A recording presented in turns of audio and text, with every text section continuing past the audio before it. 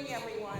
I can't see you because of the bright lights, and if I squint, you'll know why, because I'm right in the direct path of the lights. But as I stated, I'm really honored and privileged to be here. It's exciting to have this group of community leaders, systems leaders that have assisted in this work and to make reform in our justice system, especially with respect to black girls. You know, I'm a black girl, so it's really important to me to see that the needs of black girls are being considered. I just want to say one thing before I'm going to well, Kathy already introduced the panel. I'm going to give them the opportunity if they just want to say one or two things about themselves before we begin. But what we're going to do is I'll have some questions for them, then I'll give them each an opportunity there might be something they want to share that I haven't asked, and we're going to leave a little time at the end for some questions from the audience. If we don't have enough time for all of the questions, there will be an opportunity to network during lunch and in the small groups that you'll meet with this afternoon, maybe to get some answers to some of those questions. So when I look at this type of audience, I always think about how we're working together. We've heard that a lot this morning from Kathy, from Tashira, and others. And so I usually start all presentations with what has become my mantra over the years, is that collaboration rocks. It really does. And we can't do anything by ourselves. We always need the help of others and to work together. And so that's what this work demonstrates. So I'm going to move on to the panel discussion. So Erin, Kathy has already introduced you, but do you want to say a few words about yourself so that people know a little bit more about you? Sure, that's working. Yeah, I'm the director of the Allegheny County Department of Human Services. I think folks know us.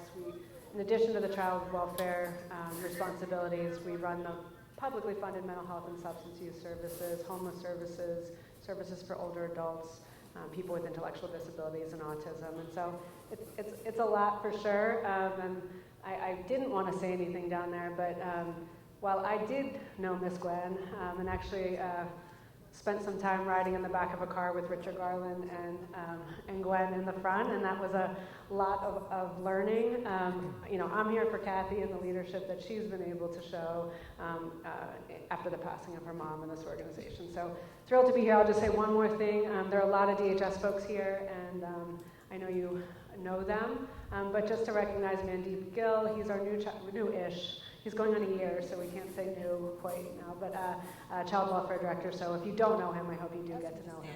All right, stand up, Mandeep. Judge Clark said so. Russ, do you want to say something about yourself? Well, I guess I will. Thanks, Judge. I'm Russell Carlino. I'm the Chief Juvenile PO. I've been in this role for almost 16 years, and I've been with the court since 1989, so I've seen a lot of changes over the years, a lot of improvements, a lot of evidence-based interventions. Hopefully we get a chance to talk about some of that, and I think some of that certainly is reflected in the results that Sarah mentioned before. So I do want to recognize Ms. Kim Booth, recently retired assistant chief with the court, and she was such an instrumental part of all the work that was done with Black Girls Equity Alliance. And so, Ms. Booth, would you stand up and take a bow for all your hard work?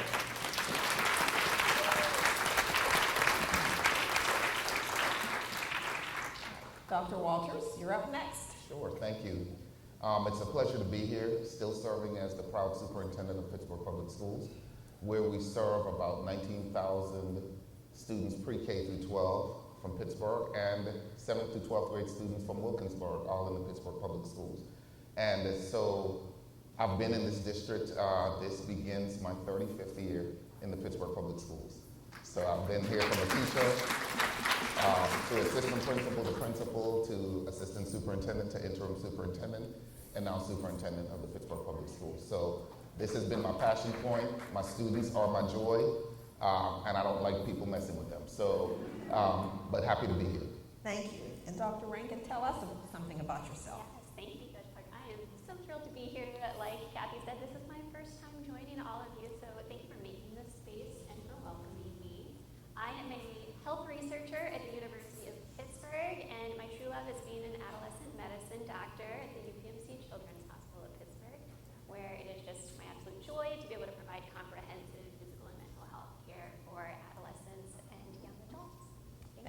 welcome. All right, so give our panel a round of applause. All right, so now we're going to move to well, maybe we'll start with a little bit of opening discussion, and then we'll have some questions. So we've all looked at the report. I think it's very exciting to see the progress we've made, but we know that there's still more work to be done. We can never be satisfied with just where we are. We have to keep getting better. So Erin, I'm going to ask you to maybe focus on a couple of things. There's fewer black girls in congregate care. Can you maybe talk about how that happened and why that's a good thing? Sure. Yeah, we're really proud of that as a finding for sure. Congregate care is the placement of last resort for us. We want kids to be with family whenever possible, and if they can't be with their birth parents or guardians at that time, to be with kin. And so that's really what we've seen as the change, is more of those girls are going into kinship care, and fewer going into congregate care. A little bit about how that happened. So it's not one thing, I would say. We made a real commitment to racial equity and helping people to understand the challenges of systemic racism and to understand why we have such great disparity at the front door. So that's our biggest place of disparity. No surprise, I think that's maybe true across other systems, but it's the referrals that we're getting come in so disparate. So many more kids of color being referred, and it reduces thereafter, but again, that being the front door. And so that's why things like Caring Connections and other trainings for schools and doctors about, poverty and the difference between, a real abuse and things that are poverty related and so on. But also, as you know, Judge, our caseworkers and supervisors are the core of our practice. So it doesn't matter what I think or Mandy thinks. That's not going to translate into action on the ground. And so we led, and this is under prior leadership too, but led a real effort around understanding why black girls were coming into congregate care and the kind of behavior. It was a result of behaviors. And those behaviors were oftentimes, of course, a result of trauma. And so just being able to understand that as trauma and not use congregate care in those settings, the kind of in and out, I think also led to reductions, and those reductions for black girls followed for everybody else. So while black girls were our focus there, happy to say that it sort of worked all across the board. So that's sort of a good segue into what's available. How have the sort of community-based services changed over time to help keep those numbers in congregate care down? What have you seen? Yeah, as I said, we are relying on families so much. And one thing I am pleased about is we've been able to increase the amount that we're compensating kinship care providers and kinship care providers who end up adopting through PLC, increasing their subsidy. But yes, I mentioned one, so Caring Connections for Youth, that Gwen's Girls runs, a whole range of out-of-school time programming and so much prevention. But one thing that has been really important to me and is relatively new is saying we do not have to open cases to provide services. All of our paid services that I think previously, maybe it was like a tech issue or like a mindset issue, people thought we had to open a case in order to provide those prevention services. We don't do that anymore. And so now we see a 27% increase in services being provided without that case being open. I think we can go further than that. We're still working on that mindset issue, but we should really only be opening a case if we think there is an issue that we really need to be monitoring. A real safety issue. That's right. In that case. Thank you, Erin. So Russ, I'm going to move to you. So referral rates to juvenile court are down, and that's really a wonderful thing. How has that happened, and can you talk a little bit about the diversion efforts? Mm-hmm. So referral rates are down, but once we get the referral, and a referral really is a police report, it's an allegation, or sometimes referred to as a referral. It's a police report 99.9% of the times that we get that charges the juvenile with a misdemeanor or a felony offense. The referrals to our front door are down, and we've made some effort to try and prevent those referrals from coming when they're not necessary, working with police departments, and that really that true diversion that never reaches our front door. But we've been really focused for the last 15 years, I'd say, on diverting cases that do reach our front door. And so we, with the help of some evidence-based tools like our youth level of service, our risk needs assessment, we're able to look at these kids, objectively assess them, and say, are they a risk to reoffend? Are they a risk to the public? And when they have a low risk, we make sure we divert them at the front door. Even when they're medium and high risk, we try to divert them or use the least restrictive alternative throughout the life of that case in our system. So we've been able to divert, I think the most recent numbers are approximately 65% of all the allegations or referrals that reach our front door are diverted. I think that deserves a round of applause. For real. Yeah, like Aaron said, it's the work that the POs and the supervisors do. They've been trained in these tools. They take them very seriously. They're valid tools, and they really help us make better decisions at that front door. Does this kid need further services? If the answer is no, let's stop that system penetration right here. If the answer is yes, then certainly, and that's really based on a community protection risk. So that really has helped us, stay focused and divert as many of these kids as we can. So are you saying that even some of the cases that are referred, you look at them and say there's no intervention at all is needed, and the cases are just go away? Absolutely. So we have what we call an informal adjustment. That's pre-petition, so that case never reaches the court with a petition. The PO intervenes, works informally with that family and that kid to connect that kid with the right services and divert that case from our system. And once it's diverted, that case cannot be refiled. That allegation is forever handled. So just one other thing. So in her presentation earlier this morning, Dr. Goodkind mentioned the referrals to juvenile court for failure to pay fines on summary offenses before the magisterial district judges. Tell us, the audience, what happens with those cases? Well, yeah, thanks, Judge. It does reflect a large number of the referrals that we receive, and an MDJ referral, failure to comply, is a summary offense where the kid didn't pay the fine or comply with a lawful order of the MDJ, and so they certify it to juvenile court. As I said before, we don't have jurisdictions over summaries only. We have misdemeanors and felonies. So the only way a case can move from the MDJ level to our system is if it's a failure to comply, certified by that MDJ. So for years, and as Sarah mentioned in her presentation, I'd say probably 7, 8 years, I don't have the exact date, but we implemented a policy whereby we have stopped filing petitions on all failure to complies. So anytime we receive a case like that, there's no way that kid is going to penetrate our system. We're going to handle that case informally at the front door and make sure we connect that kid to services, but do not file a petition. So there's no way that kid can end up on probation or even a consent decree in our system because we don't file a petition. And is that true no matter how many times there might be a referral on one kid for a failure to comply with the sentence? That is true. Somebody asked a question earlier about are the cases new or active. So if we get a failure to comply on an active case, we still handle it the same way. We don't file a petition, but we roll it into the plan that we have for that kid who's on probation or on a consent decree or involved in our system more formally in some other way. So that becomes part of the supervision plan, but we don't file another petition. We don't add to the charges that youth might have. We just incorporate that if it's an active case. If it's not, it gets, like I said, it gets diverted at the front door. Thank you. Dr. Walters, so for you, if you could talk about, we heard this morning about the huge reduction in court referrals from schools, in particular from Pittsburgh Public Schools. And I think we're all really, really excited about that, and it's something for which you should be very proud.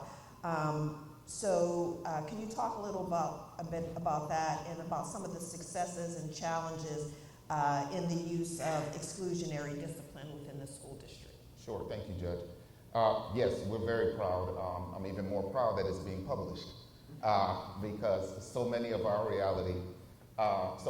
reality is rooted in problems, complaints, issues. And so even before I get into answering the question, I really want to shout out Dr. Kathy Elliott and the Black Girls Equity Alliance because, and I'll tell you why, because you started the conversation about the power of collaboration. And that has been my experience with working with the Black Girls Equity Alliance.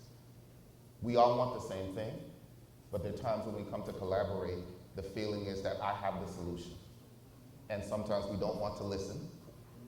We don't want to honor each other's voices. The same way that the students probably experience school sometimes with adults.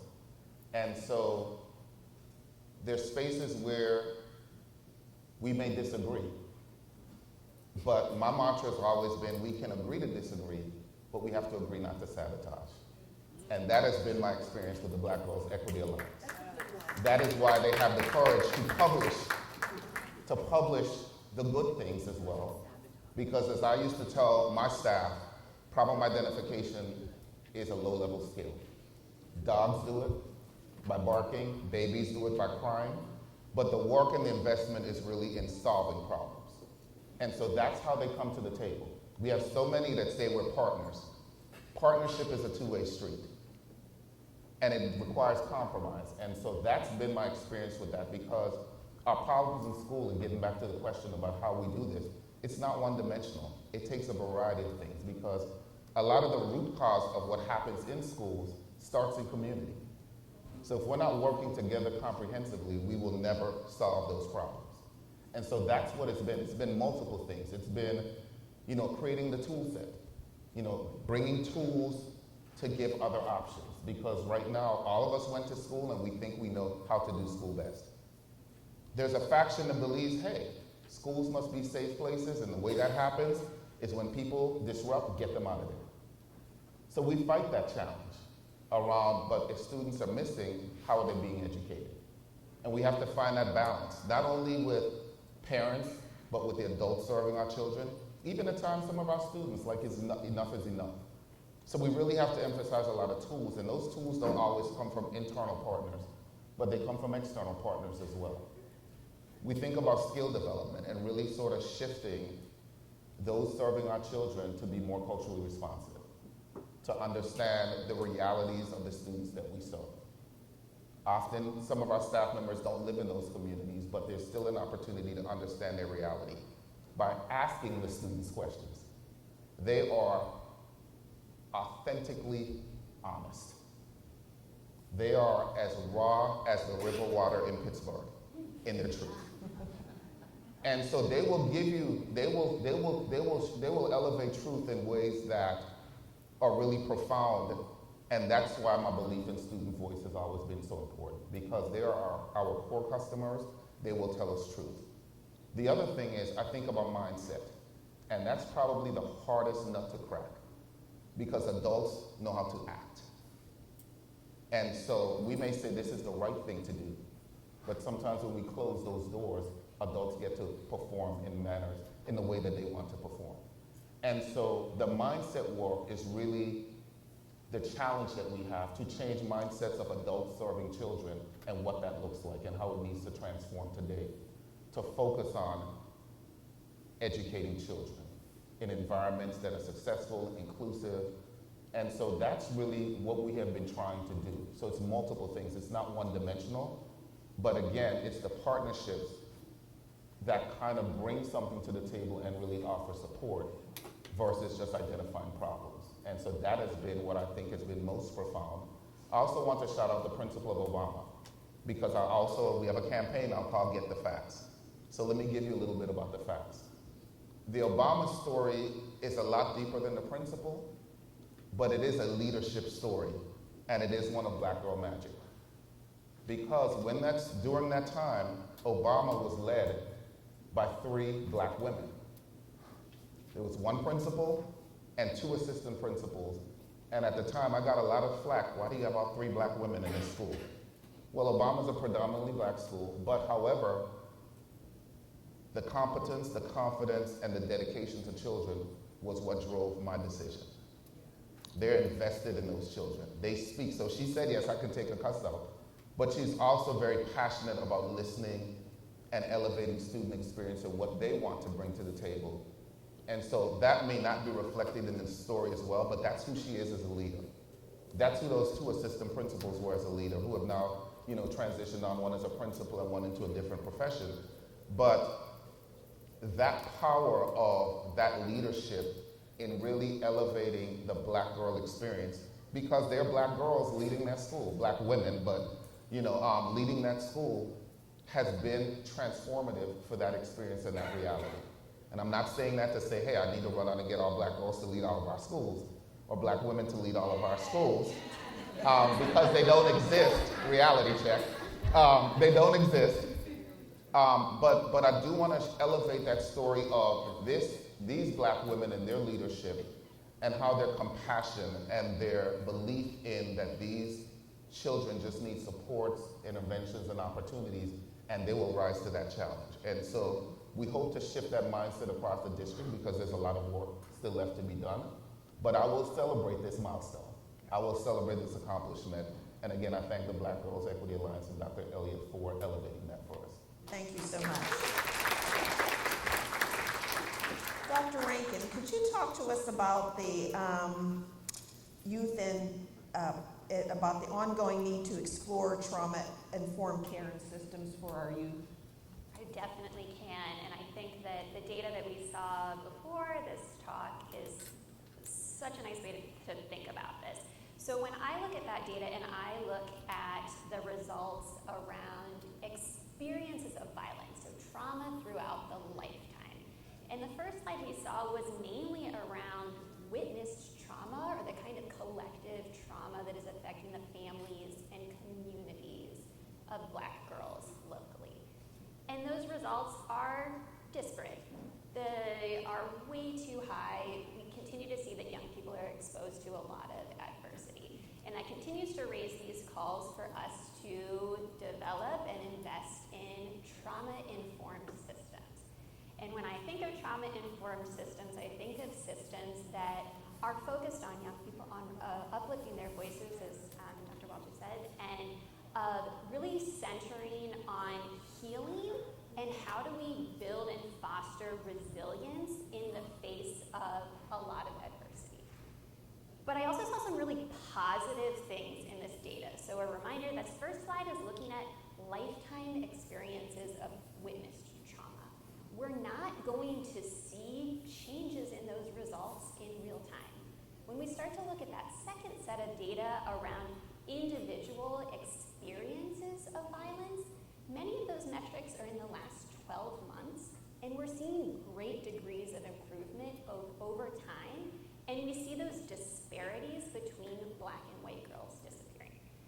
One of the metrics that I was most excited about up there was the rates of both all young girls in our community and black girls in our community being threatened or injured with a weapon in the last 12 months. We know that firearm injuries are the leading cause of death of children and adolescents in the United States. When I look at those numbers in Pittsburgh, both among black girls and among all girls, those are less than half of the national rates that we see. That is big news. That's an indicator that a lot of the work that we are putting into different school, community, and health system partnered violence prevention efforts is working, but it's also a call that we need to continue to do this work and invest in keeping young people in our communities safe. Thank you. So one of the things that in this sort of the data that was collected by self-report of the girls, I think one of the things that might have been missing was positive experiences. What are they experiencing? And do you feel that there's a need to now incorporate those things into surveys and into survey designs and system responses? Thank you for this question, Judge. I completely and wholeheartedly agree with that. Like I mentioned, we were assessing lifetime experiences. Young people at Pittsburgh Public Schools and other AIU schools will continue to complete these surveys every other year or maybe yearly in the future. Are those lifetime experiences of trauma going to change? No. So why do we keep asking young people to report their trauma, to report these adverse childhood experiences over and over? I am more interested in starting to explore positive experiences, protective factors,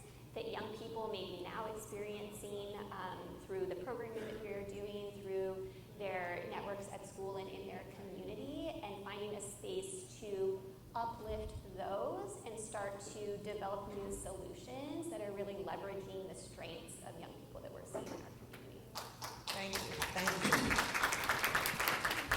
So I have some questions. So Erin, I'm going to ask you the first question, and anyone else can also feel free to chime in if you want to respond to a question. But Erin, how can we deepen family and community-based supports to prevent out-of-home placements? What more can we do? Yeah, no, I'll take help from everyone on the panel, because I think, as you know, that's not a government function. Like, we can offer to pay for services like we do. I mean, we are lucky. I'll start by saying, because folks probably don't realize this, but Pennsylvania is very generous in their support for, broadly defined child welfare system. There are places all over the country that don't have $1 for prevention, and they have to focus only on kind of child protection, where we are able to be flexible with those dollars and spend the vast majority actually on things like early intervention and early Head Start and child care subsidy and out-of-school time programs and lots of violence prevention efforts that we are using these dollars to support. But I think it does go beyond that, right? How do we think about, this is like an academic term, but like collective efficacy, like neighbors helping neighbors, families helping families, within the school system, kind of restorative practices and things like that. One thing that is on our agenda for this year that I'm hoping to start is supporting kinship care for non-placement services. So that'll make sense to people who are in child welfare world, but we pay a lot of professionals to help with like caregiving and transportation and homekeeping and making sure the kids are getting where they need to get. Like, what if we paid family instead to support those families at that time? And so that's an additional move that we're trying to make, but I think that is why we do our work with over 300 community-based providers. We don't think the government are the people who can build this kind of collective efficacy, if you will. We seek partners like Lens Girls and many of you in the room to help us do that. But I'll take support. Does anybody else want to comment on that? About building the community-based resources and family resources? Well, I'll say that, in juvenile justice over the last 10 or so years, it's always been important, but we've gotten more intentional about how we engage families. We realize that we have to work with the family, not just the juvenile. While we don't have jurisdiction, like CYF, over the family, we just have the juvenile. It's so important to have those resources in the home, connected to what we're trying to accomplish with the juvenile. So whether it's part of a case plan, explaining the results of an assessment, why we're referring this kid for an intervention, and how it connects to that probation plan, we want the parents to be involved, engaged in that whole process, and certainly have a voice. Thank you. So I'm going to ask this question for Russ. How can Allegheny County build on the diversion efforts to, when we looked at the data, although out-of-home placements, all of those numbers have gone down, the racial disproportionality still remains, startling, I will say. And so how can Allegheny County build on diversion efforts? You mentioned that, I think briefly in your initial remarks about sort of the true diversion that never even reaches the court at all. There were cases are not referred. How does that happen, and what can we do to build on those diversion efforts? So when we identify, and that's really a great question, Judge, when we identify resources, like Caring Connections, for example, that can be taken advantage of without a referral to the court. A lot of times the police don't understand that. So they think the only way to connect this kid to services, refer to juvenile probation, juvenile court, they'll connect the kid. Well, they can do that work directly in many cases. And so part of it is educating the police about what's out there, and developing programs that may not be in existence but need to be, and then having police take advantage of those resources without having to refer to us. And just so it's educational for the police. Part of it is developing resources in communities so they're close to where the kid lives. And then so if it comes to us, we make the same referral. We say to the police, you can make this referral without coming to the court. So I think educating the police departments about true diversion, how they can accomplish that, and identifying services in the community that they may not know about and helping them develop services where they're needed. That's what we're after. So I think we can give a shout out to Caring Connections for that. So Absolutely. I think for me, one of the exciting things about what's happening with all of this work in the juvenile system and with Caring Connections, it's sort of had a spillover or trickle down effect into the criminal justice system. And we can see now efforts being made, not just in the juvenile justice system to divert and keep people from entering the door, but also in the criminal justice system. And I'm just gonna, Erin, do you wanna just maybe like a couple of comments about that? Because I know DHS has been a big part of that as well. Sure, yeah, and this is a place where we worked with community stakeholders too. A couple years ago, we had a task force of sorts, and we all developed 16 recommendations. And a lot of that was around making sure that police were not the first responders at time of crisis, right? That was a really important thing to people and to us. And I'm so proud that we've been able to launch the A-Team, which is an alternative response straight from 911, where in times of behavioral health crisis, you get a behavioral health first responder and not police. That makes a big difference. And that call could be about a juvenile, wouldn't necessarily be about an adult. We've expanded law enforcement assisted diversion, which is just as Russ said, allows social workers to be working with police to know who those folks are who are most likely to get calls and divert them into treatment resources. You've seen a great expansion of police departments themselves hiring social workers, understanding that they're not trained in that sort of work, that they don't know all of the resources. And so I think we have really seen a rise and a takeoff of kind of a fourth branch of emergency response being behavioral health first responders. Yeah, and that's diverting a lot of folks from the adult system. Thank you, thanks. Dr. Walters, how is Pittsburgh Public Schools, including youth, families, and community stakeholders and decisions around school closures? We have always included many people. I think we have, again, this is an opportunity and experience where we need to have the facts, get the facts. So as it relates to our district, we are a district that is laced with inequities. That's the fact. The opportunities and experiences that students have are very different. And so those who understand how to navigate our system get the very best of Pittsburgh Public Schools. We have great schools that have excellent opportunities, and we have spaces where that is not the reality. And so the elephant in the room right now is change. Change is warranted, change is needed, and the facts are that as a district our size, we cannot survive with doing the same thing over and over again. Where if you can't get into a particular school, you become disenfranchised and want to look elsewhere. Fun fact, your elsewhere doesn't have better options than Pittsburgh Public Schools, but it is your reaction to, I can't get what I want. And so that's where equity comes in. It's about access and opportunities for all.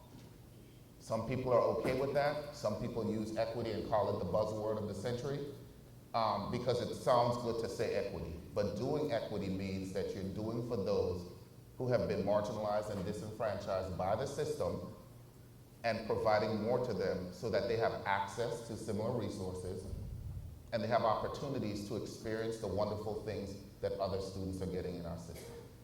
And so this Future Ready plan is about change. It is about looking at our district, being very honest that one, financially we're living above our means. And so we have lost population over the last 13 years. We've lost about a quarter of our population. And so it's sort of like you losing $10,000 in your salary, but you want to have steak and lobster every night. It doesn't work that way. If that were your reality before, you can no longer do it. So some things have to be different. The other thing is we have to maximize our resources. So you're well aware, we were thankful that when we started school year this year, we had nice weather.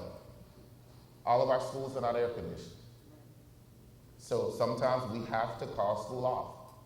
Yes, I get all the social media. I'm not on social media really. People send them to me in text messages because if I invested in social media watching That would require another pill, and I'm not going to invest in that. So, what I will say though is that, you know, everyone can speak to it. When I went to school, we walked in 30 inches of snow. When I went to school, it was hot, and so I hear all of that. Oh well, we're in a different day and time. As the students will say, you know, so you want me to catch a case? Because I left someone in a building that I knew that was so hot because of like Pittsburgh steel and Pittsburgh concrete. But in any case, we are really inefficient right now, and so we have to do some things differently. And what we're pushing on is really creating those experiences for all students. And so that means that we have to do some things differently. And so this Future Ready Facilities Plan is really one, yes, hearing the voices of the community and listening to what they're saying. But at the same time, again, it doesn't mean that everything you say will be implemented or executed on. Because some things are rooted in what you want, some things are rooted in expertise, some things are rooted in what's best for all children, and really putting students at the center and not adults at the center. The other thing that's challenging in spaces too, we have a lot of folks that come to the table speaking for others that are not elected or selected. And so you speak for the experience of someone else as if you talk to them or you really know what they wanted. And we have a lot of that in our system right now who know how to navigate this system and appear that they're speaking for what is happening in our system when the inequities still exist. And they speak for experiences that they have not lived and they have not experienced, but claim to be representing that faction. It doesn't work out. That's a mathematical equation that does not solve. And so when we go into spaces to talk about people, talk with our constituents about their actual lived experiences, they want change. They may not be the ones that can navigate and know how to speak that always, but we have other ways that we get that feedback. More importantly, I want to talk about our students and their voices. Different culture, different demographic, and different level of truth. Our students will tell you, from the ones who sit in our highest performing schools to our lowest performing schools, their voices are very similar. They share that the ones who are having a great experience there, I like this experience, but it is not fair that the person next to me, because we can have multiple options living on the same street, are not experiencing that same option. They speak to that. They speak to we need to do better. They speak to, hey, why is it that my neighbor says they've never had this experience or this access, but I have it every day as a normalized construct? They speak to that. They speak to, hey, why do they have these activities? Why do they get to go on these trips? Why do they have these experiences? And so this is the reality of someone leading a district for all children and not for some or those who know how to navigate a system well. And so it's a hard thing to do. Pittsburgh is a city rooted in tradition. No one likes a school to close, but the opportunities for students should drive what it is that we're doing in the change. And so it's so interesting, I started talking and I see phones coming out to record me now. And so it's funny, you know what I mean? Because I'm like, yeah, let me get that 5-minute soundbite so I can send it to someone. But in any event, the truth is the truth. We have a system of inequities. We are living above our means, and we need a district of excellence, not just pockets of excellence. And so that is my purpose and my drive, working with our school board, working with community to make the opportunities for students better. Because if we're really invested in equity, then we will honor the fact that where there's limited access, we need to bring that. And it's not about taking away from other folks, it's about improving access for all. And that means that we need to compress some things so that we can offer those opportunities, those amenities, those experiences, so that we can improve the outcomes and experiences for Pittsburgh's children. That's the goal. That's what it's about. So I'm going to move to Dr. Rankin, and can you tell us your thoughts on how public health leaders can work with education and juvenile justice, and how can they help us focus on strengths and not just the deficits in youth development? How can we work together on that? I can judge by, and I think there are two important pieces of this question that I want to address. Both how do we work together, and how do we always put strengths at the forefront? And for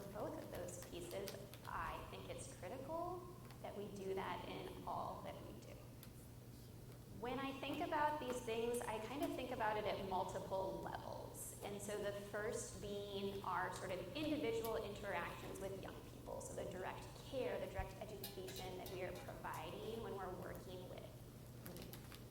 I think that we've done a great job of starting to and continue to incorporate trauma-sensitive practices. And I worry at times that the focus on trauma-sensitive practices puts trauma at the forefront. It puts disclosure of trauma as the entry ticket to access services. And I think that we need to continue to challenge that idea and revolutionize how we practice. I think by sharing best practices and the knowledge between all of the systems represented in this room, we can start to move those interactions from leading first with questions about what's wrong with you, what happened to you, which should not be the questions we're asking, to asking what is important to you, where do you want to go in the future, and how do I get you there? And that needs to come in all that we do. When I think about other levels that we can work together on, building off the report that we just saw, I think a lot about data. This team has done a wonderful job pooling data from all of these different sectors together.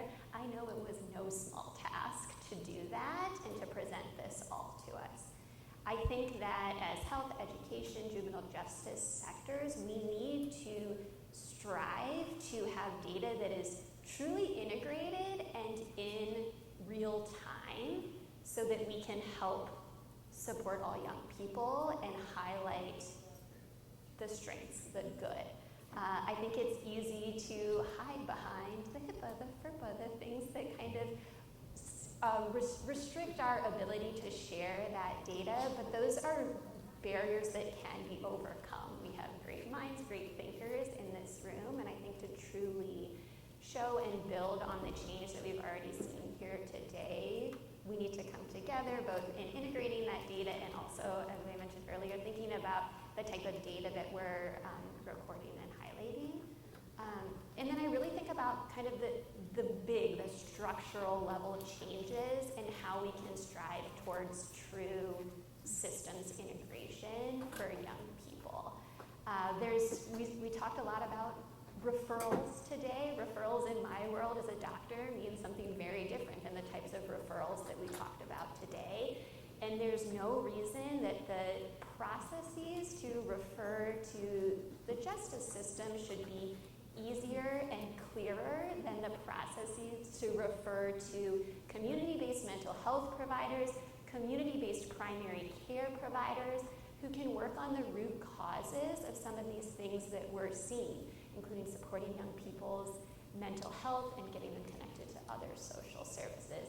That is a failure on our part as systems leaders. As others have said, I think the solutions to these things are in raising youth voices and building on their strengths. We all spend a lot of time working with young people, and one thing that I know to be true about youth is this is one of the most informed generations. They have access to all the knowledge in the world. They are engaged consumers of that knowledge. They care about their schools, they care about their communities, they care about their families, and they are so inherently altruistic. They want to help others, and I think that we can build on those by bringing to them to the table and letting them lead the change. One thing that I am extremely excited about as the University of Pittsburgh lead of the Healthy Allegheny Teen Survey is trying to put that into action in the coming year. We ask students for their time to report their experiences and their history, and we need to be giving back to them for that gift to us and that gift to scientific knowledge. We're working to pilot different youth data literacy programs where we can help engage youth, teach them to be informed consumers of data, of information in a world of tons of scientific disinformation, and allow them to work with different systems leaders to both define what they see as the leading problems in schools or communities and design the solutions to be able to change those things. So I think it's at all levels and it's in everything that we do. Thank you so much. So before we open it up for some questions, and we did not get to, I didn't touch upon detention. Somebody in the audience will, I'm sure, have a question about that, so I'll leave that for the audience. But before we get to the questions, in maybe 25 words or less, I'm going to ask each of you to share with you what your thoughts are on what does a city and county look like where our children and families are thriving. So 25 words or less. I'm going to start with you, Dr. Rankin. Starting with me. 25 words or less? That is a tough one for me. I would say, so with my researcher hat on, I think a lot about how to measure youth thriving. And I think one of our best, most readily available and holistic markers of that is school attendance. And when I say school attendance, it's not just on schools, it's on all of us to get students in the schools. It's on me to make sure they're physically and emotionally healthy. It's on all of us to make sure they have safe routes to school, that their social needs are met, and they can be in school, learning, growing, preparing for healthy and productive futures and thriving. Thank you. Dr. Walters. I'll try to be a rule follower. There's an African proverb that says it takes a village to raise a child. I would shift that and say it takes the entire village and community to allow our students and our children to thrive. Thank you. Russ? It's no small task, right? 25 words. Well, you can go a little over, but we just want to save some time for just from a juvenile justice standpoint, I mean, our expectation and part of our mission really is that kids who enter our system will be engaged and leave our system with skills that they necessarily didn't have when they came in. So not only are they better able to avoid crime, right, not commit future crime, more engaged, more law-abiding. We try to move kids forward educationally, academic pursuits, if they're older kids, job skills and employment. So our mission really is not just reducing crime, but helping kids engage in the communities where they live so they can become productive and law-abiding. Aaron? So glad I got to go last on that one. A term you've heard, a slogan, a phrase you've heard probably is mandated supporters, not reporters. If we spent as much time as we spend training you all how to report to child welfare and instead use that time to train everybody about how to support one another and where the resources were, I think we'd see more folks thrive. Thank you. So let's give a round of applause for our panelists. And I think we have maybe 5 minutes or so for questions. So does anyone have any questions for our panelists? We're going to ask you to use the mic. I see a hand up over there.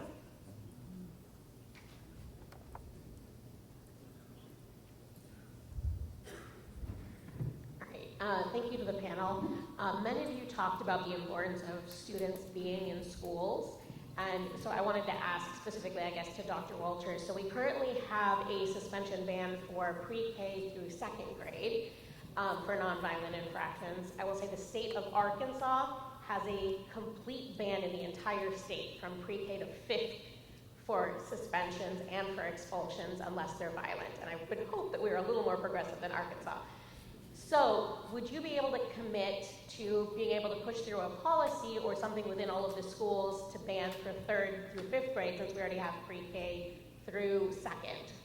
What I will commit to is having collaboration and understanding the full scope of that, but I'm not going to make a formal commitment to anything without having collaborative energy and not just one single narrative of pushing an agenda forward.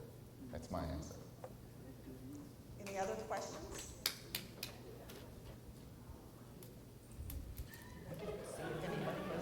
It's a secret, hold on.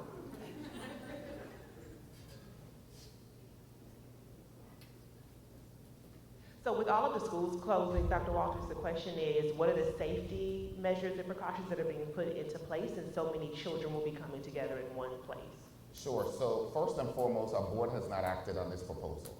So, it's in the idea phase. We have to do an implementation plan, and then the board will formally make a decision. Once the board, or if the board makes a decision, then we go into action around first, talking about culture as the first piece, because as Peter Drucker once says, culture eats strategy for breakfast. So if the cultures are not intact in our schools and communities coming together and us not dedicating time to really build a culture of where students feel that they can belong, utilizing parents and ambassadors to really kind of spearhead a lot of that work, that's the planning that we have to do. Well, we started planning just in case the board moves on that, but to really execute on that to make sure that when we're bringing communities together, that they can feel that this new home whispers, you belong here. And so that's the work that we're trying to do, or that we will do pending board approval. Thank you, Dr. Walters. Sure. Brittany, you would have your hand up, but I just walked all the way across the room. Hold on. Getting my steps in today. Nobody wants to see me dance again. Thank you all so much for being here, and it's great to see some of the changes that have happened in the last decade, and thank you for your hard work in that. I'm curious about if you could speak to, and this maybe applies to juvenile justice, child welfare, and the schools in particular, but some of the data we're seeing lots of improvements, which is amazing, but still a lot of disparate impacts for Black girls. So could you speak to the ways that you are doing anti-racist training and implicit bias training, in your organizations to help continue to not just decrease these outcomes for all girls, but to really address that disparate impact for Black girls? Erin lost her mic. I think she wants to Sorry, comment. Erin. Oh, okay, we're passing down the mic. Thank you. Okay, good. Yeah, and Russ, if you want to jump into, thank you for the question. You're absolutely right that there are still disparate impacts for Black girls and Black boys as well. And I think it does go beyond training, though we are certainly investing there. So we have an Office of Equity and Engagement. We've trained our staff.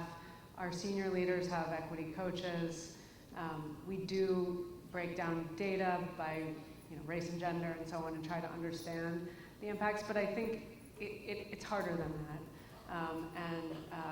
We have a lot more work to do to actually understand the underlying causes, to address the ones that we can address within the system. And so I think we have a lot more work to do there.